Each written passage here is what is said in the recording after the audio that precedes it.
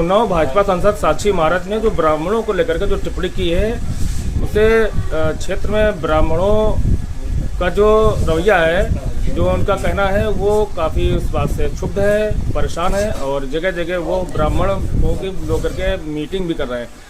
अब और आप भी एक ब्राह्मण हैं, तो आप ब्राह्मणों के नाते आप उनको क्या संदेश देना चाहते हैं? देखिए, एक चीज़ तो समझ लो, उन्नाव जनपद 33 लोकसभा क्षेत्र से जो निर्वाचित सांसद हैं, उनके बोल हमेशा बिगड़े रहते हैं। वो हिंदू मुस्लिम, वो ओबीसी एससी, वो ठाकुर ब्राह्मण, वो नफरती बयान देने का उनका एक प्लेटफॉर्म है। जब तक वो नफरती बयान नहीं देते, उनका कहना है कि राजनीति करो, ये करना पड़ता है। अभी एक स्टिंग ऑपरेशन आया था, उन्हीं के भारतीय जनता पार्टी के एक नेता ने उनका एक स्टिंग ऑपरेशन जारी किया, जिसमें उन्होंने ठाकुरों के खिलाफ टिप्पणी करी थी। और वो ठाकुर होकर के कि ओबीसी, अगर ये यूजीसी लागू हो जाए तो ठाकुर ब्राह्मण और बनिया जो है सदन में नहीं पहुंच सकता है, और उस पर उन्होंने बहुत सफाई पेश की थी। उस सफाई में उन्होंने ये भी कहा कि राजनीति में ये करना पड़ता है।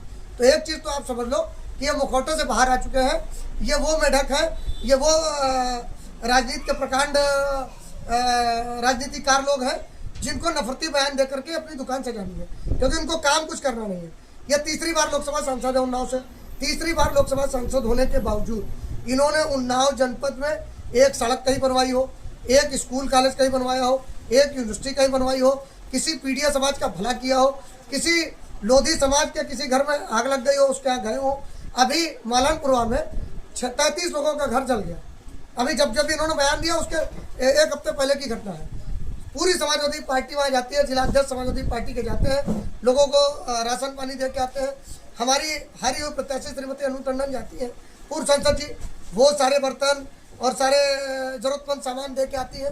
लेकिन वही लोकसभा सांसद उनको मालनपुरवा की चीज़ें दिखाई नहीं देती, सुनाई नहीं देती, ना उनको समझ में आता है कि उनका निषाद समाज, उनका लोधी समाज किस तरीके से प्रताड़ित हो रहा है। जब उत्तर प्रदेश में लू का समय आता है, बरसात आती है, ओलावृष्टि होती है, किसानों का नुकसान होता है, ये सांसद जी को नहीं दिखाई देता। सांसद जी को यह दिखाई देता है कि सीता जी का हरण किसने किया था।